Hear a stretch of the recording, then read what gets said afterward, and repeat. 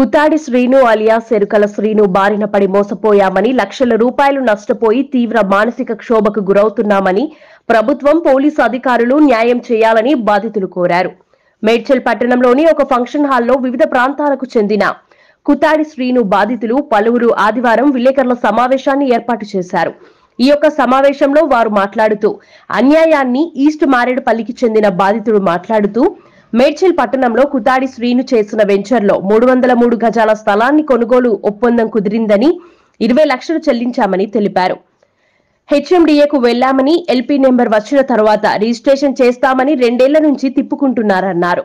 కానీ ఇప్పటి వరకు ఎల్పీ నెంబర్ రాలేదన్నారు. ఇదేమిటని అడిగితే ఎవరికైనా చెప్పుకో ఏమైనా చేసుకో అంటూ దురుసుగా మాట్లాడుతున్నారని ఆవేదన వ్యక్తం చేశారు. తమకు జరిగిన అన్యాయంపై పోలీసులను సంప్రదిస్తే పత్రాలను పరిశీలించి కేసు నమోదు చేశారని కృతజ్ఞతలు తెలిపారు. ప్రభుత్వం పోలీసులు జోక్యం చేసుకుని న్యాయం చేయాలని వేడుకున్నారు. సమావేశంలో ఒప్పంద రిజిస్ట్రేషన్ పత్రాలు చెల్లించిన డబ్బులకు సంబంధించిన సాక్ష్యాలు బహిర్గతపరిచారు. एंड इट्स अराउंड 2020 में हम लोग लिए थे. देन अभी तक हमारा रजिस्ट्रेशन भी नहीं हुआ है और पेमेंट हमने कर दिया है. तो केसीआर से रिक्वेस्ट है कि हमको हमारे पैसे दिला दें या हमारा प्लॉट हमको वापस दिला दें. मैंने उस टाइम पे ट्वीट भी किया था कि ऐसा आप लोग अपने मतलब पॉलिटिक्स में ऐसा सब कुछ होता है जो हमको धमकियां दे रहा है कि अगर पैसे लेने को आया तो मैं तेरे को मार दूंगा, तेरे हस्बैंड को ख़त्म कर दूंगा, इधर दिखना नहीं मेरे को. इतना अब्यूज़िव लैंग्वेज कि मैं कैमरा के सामने बात भी नहीं कर सकती कि उसने मुझसे क्या क्या कहा. तो जब मैं यहाँ पर साइट पे थी तो हमने पेमेंट किया था उसको वहाँ पर, और सेकंड टाइम जब पैसा वापस लेने के लिए गए तो ही सेड कि कुछ भी हो जाए मैं पैसे नहीं देता, क्या करना है कर ले, कोई पीएम कोई सीएम मेरा कुछ भी बिगाड़ नहीं सकता, जहाँ जाना है जा. सो आई वॉज टोटली लॉस्ट कि अभी क्या करना है. मेरे हस्बैंड को बोली मैं जाने दो, पैसा गए, जान से प्यारा नहीं है. तो फिर भी चैन नहीं था. अभी हार्ड अर्न मनी है हमारा, हम ऐसा तो नहीं छोड़ सकते. फिर मैंने उसको ट्वीट किया वहाँ पर. पता नहीं उन्होंने देखा कि नहीं देखा कि आपके ऐसे मतलब पॉलिटिशियंस हैं हमारे देश में जो हमारे हार्ड अर्न मनी को ऐसा यूज़ कर रहे हैं, मिसयूज़ कर रहे हैं. तो ये रिक्वेस्ट है मेरी कि आप कैसा भी करके हमारे को हमारा पैसा दिलाइए या फिर हमको हमारा लैंड दिला दीजिए. किधर ले लैंड? यहाँ पर ही है वेंचर उनका, कुत्ता रेड्डी का, मेडचल में. वैसे आप किसको दिया, किसका भी लैंड है? हाँ, जिसके पास लैंड लिया वहाँ पर उसका एक बंदा था, उसने हमको साइट दिखाई पूरा, उसने हमको वहाँ पर बताया ये लैंड है ये लैंड है. तो हमने इन्वेस्ट किया वहाँ पर. तो हमने प्रॉपर्टी वैल्यू कितना रहता है आप ले सकते? पार्डन कितना वैल्यू क्या प्रॉपर्टी वैल्यू? वो 98-99 लैक्स का कुछ है. उस टाइम पे हमने कितना लिया था वहाँ पर लैंड. तो पूरा नहीं किया, अभी हमने हाफ पेमेंट किया था. और ही वॉज इंसिस्टिंग कि आप पूरा कर दो, रजिस्ट्री करा लो, मैं देख लेता. एलपी नंबर नहीं आया उसका. 6 महीने से हम लोग रुके हुए थे. 1 महीने के बाद आ जाता एलपी नंबर, ऐसा उसमें फाइल में लिखा भी है कि 1 महीने तक आएगा एलपी नंबर, पर कोई एलपी नंबर आया ही नहीं. तो पैसे दिए बोल के आपके पास कुछ प्रूफ है क्या? हाँ है मेरे पास, पूरा रजिस्ट्री का है, चेक था उसका, सब कुछ है मेरे पास. लेकिन कुछ एलपी नंबर नहीं, कुछ नहीं. तो वी सेड कि यार लग रहा है फ्रॉड ही है ये, हम लोग हमारा पैसा ले लेते हैं, उसको बोलते कैंसिल कर दे.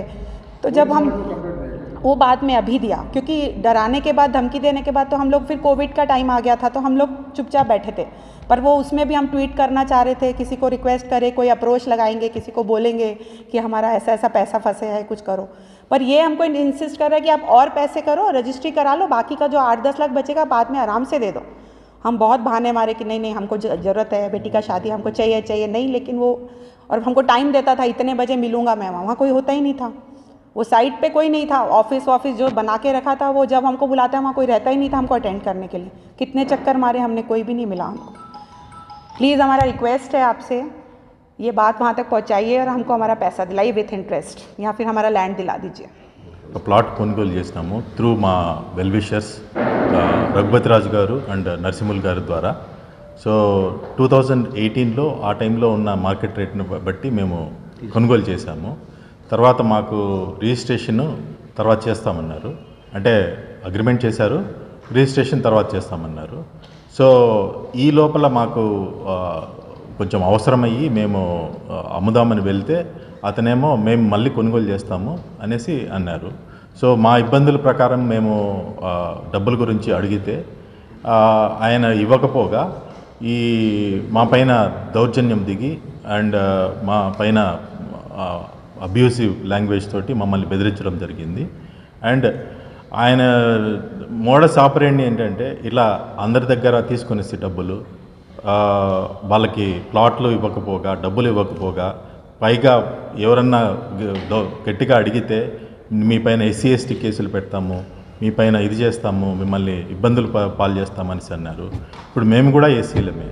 ఇప్పుడు ఆయన ఈ రకంగా తీసుకొని వస్తున్నాడు. ఇప్పుడు మేము ఎవరి దగ్గరికి పోవాలి, ఎవరి దగ్గరికి చెప్పాలి? ఇప్పుడు మా పైన దౌర్జన్యం చేశాడు. ఇప్పుడు మేము ఎవరితో చెప్పుకోవాలి? మేము ఏదో మా ఫ్యూచర్ జనరేషన్ గురించి, మేము ఆ ఇన్వెస్ట్మెంట్ గురించి అక్కడ చేశాము. మా హార్డ్ ఎండ్ మనీ ఇంత తీసుకెళ్ళి ఇచ్చి మేము ఇబ్బందుల్లో ఉన్నప్పుడు మాకు అవసరం రాకుండా అతను మమ్మల్ని ఇంత ఇబ్బందులు పాలు చేసేసి, ప్రతిసారి ఆయన ఇంటికి వెళ్ళినప్పుడు మన నరసింహులు గారు, రఘుపతి రాజు గారు ఉన్నారు. మమ్మల్ని అబ్యూజివ్ లాంగ్వేజ్, మా సిస్టర్స్ని, మా బ్రదర్ ఇన్ లాస్ని అందరినీ మిమ్మల్ని బెదిరిస్తాము, మిమ్మల్ని చంపేస్తాము, ఎవరికి చెప్పుకుంటారో చెప్పుకోండి అనేసి మమ్మల్ని చాలా హింసించినాడు. ఇప్పుడు మేము ఎవరి దగ్గరికి వెళ్ళాలి చెప్పండి మీరు? ఈ సందర్భంగా నేను ఒకటే కోరుతున్నాను, గౌరవ ముఖ్యమంత్రి కేసీఆర్ గారిని, కేటీఆర్ గారిని, హోమ్ మినిస్టర్ మహమూద్ అలీ గారిని, ఇటువంటి వ్యక్తుల నుంచి ఈ తెలంగాణ సమాజాన్ని కాపాడండి. తెలంగాణకి మంచి భవిష్యత్తు ఉంది. అంతర్జాతీయంగా చాలా ఎదుగుతున్న నగరం. ఇందులో చాలామంది నాలాంటి వాళ్ళు ఇన్వెస్ట్ చేసి ఏదో లబ్ధి పొందామని చూస్తున్నారు. కానీ ఇటువంటి వ్యక్తుల వలన ఈ ఇమేజ్, ఈ ప్రతిష్ట మసకబారిపోతుందనేసి మీ పత్రికాముఖంగా, మీ పాత్రికేయుల ముఖంగా మేము గవర్నమెంట్కి విజ్ఞప్తి చేస్తున్నాము. గౌరవ ముఖ్యమంత్రి కేసీఆర్ గారికి, కేటీఆర్ గారికి, కేసీఆర్ గారికి, హోమ్ మినిస్టర్ మహమూద్ అలీ గారికి, కేటీఆర్ గారికి, పోలీస్ వర్గానికి, పోలీస్ ఉన్నత వర్గాలకు అందరికీ మా విన్నపం ఈ మీటింగ్లో చెప్పేది ఏంటంటే, మేము సిండికేట్గా మా రిలేటివ్స్తో పాటు ఇక్కడ మేడ్చల్లో కొంత ల్యాండ్కి తీసుకోవడం జరిగింది. దానికి పేమెంట్ కూడా చేశాము. ఇప్పుడు ప్రాబ్లం ఏంటంటే, ఇప్పుడు మాకు ఆ ల్యాండ్లో ఎంటర్ కానియట్లేదు. చుట్టూ వాళ్ళు ఫెన్సింగ్ వేసేసారు. తర్వాత వచ్చి మేము అక్కడికి వెళ్తే కూడా వాళ్ళు దౌర్జన్యంగా మమ్మల్ని బయటికి పంపించడం జరుగుతూ ఉంది.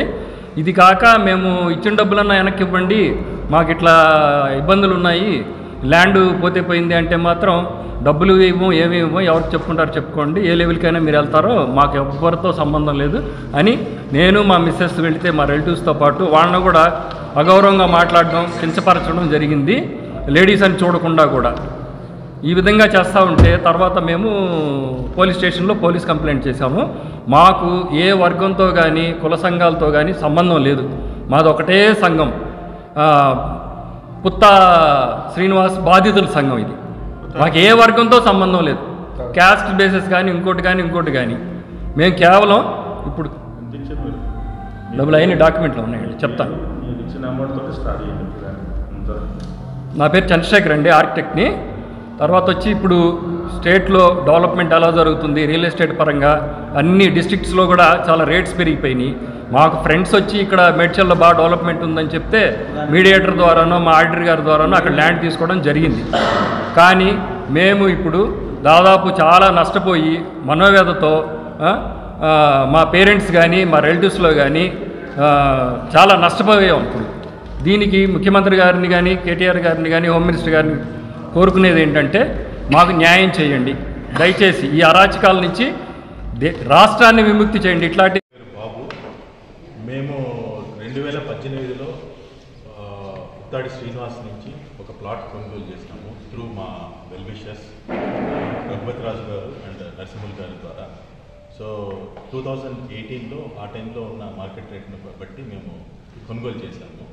తర్వాత మాకు రిజిస్ట్రేషన్ తర్వాత చేస్తామన్నారు, అంటే అగ్రిమెంట్ చేశారు, రిజిస్ట్రేషన్ తర్వాత చేస్తామన్నారు.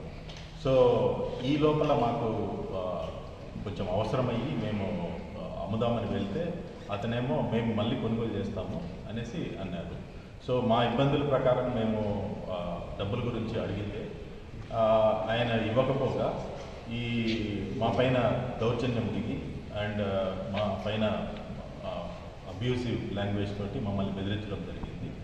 అండ్ ఆయన మోడస్ ఆపరేండి ఏంటంటే, ఇలా అందరి దగ్గర తీసుకునేసి డబ్బులు, వాళ్ళకి ప్లాట్లు ఇవ్వకపోగా, డబ్బులు ఇవ్వకపోగా, పైగా ఎవరన్నా గట్టిగా అడిగితే మీ పైన ఎస్సీ ఎస్టీ కేసులు పెడతాము, మీ పైన ఇది చేస్తాము, మిమ్మల్ని ఇబ్బందులు పాలు చేస్తామని అన్నారు.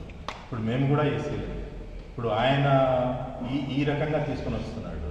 ఇప్పుడు మేము ఎవరి దగ్గరికి పోవాలి, ఎవరి దగ్గరికి చెప్పాలి? ఇప్పుడు మా పైన దౌర్జన్యం చేశాడు. ఇప్పుడు మేము ఎవరితో మేము చెప్పుకోవాలి? మేము ఏదో మా ఫ్యూచర్ జనరేషన్ గురించి, మేము మా ఇన్వెస్ట్మెంట్ గురించి అక్కడ చేశాము. మా హార్డ్ ఎండ్ మనీ ఇంత తీసుకెళ్ళి ఇచ్చి మేము ఇబ్బందుల్లో ఉన్నప్పుడు మాకు అవసరం రాకుండా అతను మమ్మల్ని ఇంత ఇబ్బందులు పాలు చేసేసి ప్రతిసారి ఆయన ఇంటికి వెళ్ళినప్పుడు మన నరసింహులు గారు, రఘుపతి రాజు గారు ఉన్నారు. మమ్మల్ని అబ్యూజివ్ లాంగ్వేజ్, మా సిస్టర్స్ని, మా బ్రదర్ ఇన్ లాస్ని అందరినీ మిమ్మల్ని బెదిరిస్తాము, మిమ్మల్ని చంపేస్తాము, ఎవరికి చెప్పుకుంటారో చెప్పుకోండి అనేసి మమ్మల్ని చాలా హింసించినాడు. ఇప్పుడు మేము ఎవరి దగ్గరికి వెళ్ళాలి చెప్పండి?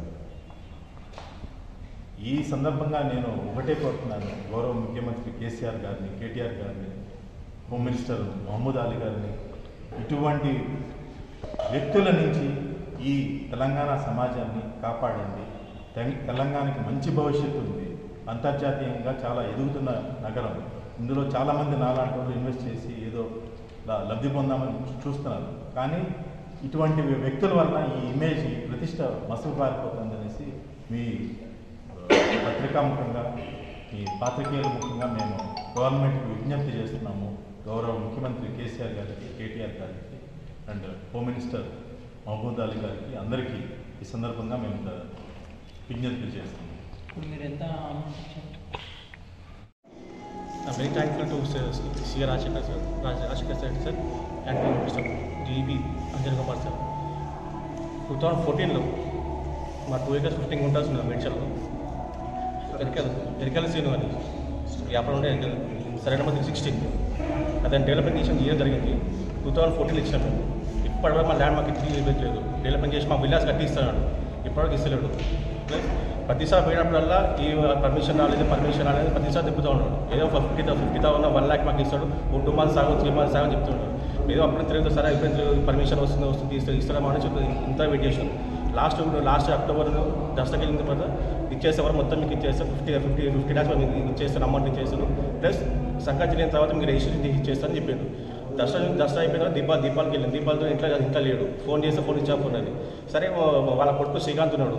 శ్రీకాంత్ అడిగితే వాళ్ళ డాడీ ఢిల్లీకి వెళ్ళినాను, బయటకు వస్తాం, బయటికి వెళ్ళి ఢిల్లీ ఉన్నాడు, వస్తాడు 10 days అని 10 days వెయిట్ చేసినాం. మళ్ళీ నవంబర్ 1st weekలో పోయినాం. వాళ్ళ కొడుకున్నాడు శ్రీకాంత్. మళ్ళీ అడిగితే లేడన్నా డాడీ ఇంకా రాలేదు, వచ్చినాక ఫోన్ చేసి దుబాయ్లో మళ్ళీ చెప్పింది. సరే ఇన్ని రోజులు వెయిట్ చేసినాం. సరే ఇంకా 10 days వెయిట్ చేసి ఏమైందని చూసినాం. అంతవరకు మళ్ళీ దాని తర్వాత వాళ్ళ కొడుకు ఫోన్ రెస్పాన్స్ లేదు అసలు. ఆ ఫోన్ చెప్తే ఫోన్ చెప్తున్న కొడుకు మాట్లాడాడు. నవంబర్ 20 తర్వాత ఫోన్ చేసి ఫోన్ చెప్తే మాట్లాడలేడు. December 10th వచ్చి సిఆర్ దగ్గర కంప్లైంట్ ఇచ్చాను. సిఎస్ఆర్ కంప్లైంట్ ఇచ్చాను. సిఆర్ ఎఫ్ఐఆర్ అయింది. 2 acres 15 గుంటాస్ మేము ఇచ్చింది. అలా మాకు మొత్తం ప్లాట్ వచ్చి 39 plots వస్తాయి. అలా దాంట్లో మా షేర్ వచ్చి 33% షేర్ మాది. మాకు రావాల్సిన 12 villas అలా 12 villas కట్టిస్తాడు. 2370 లాగా మాకు కట్టిస్తాడు. ఇంతవరకు కట్టలేదు. నాకు సంబంధించిన డాక్యుమెంట్స్ ఇవి ఉన్నాయి. ఎంఓయూ ఇచ్చిన ఎంఓయూ దానికి సంబంధం లేదు అన్నాడు. వాళ్ళు అడిగితే ఇది ఎంఓయూ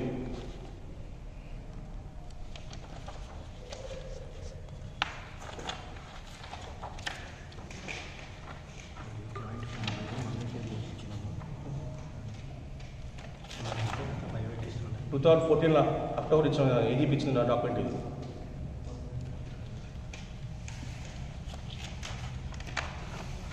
పాస్బుక్ 2 acres 11 గుంటాస్ ఉంటుంది. ఇంకా 4 గుంటాస్ పక్కకు ఉన్నది, వేరే తర్వాత చూసుకున్నాం. అది మొత్తం వచ్చేసి మాకు ఇవ్వాల్సినవి ఇలా ఇస్తానని ఇస్తలేడు.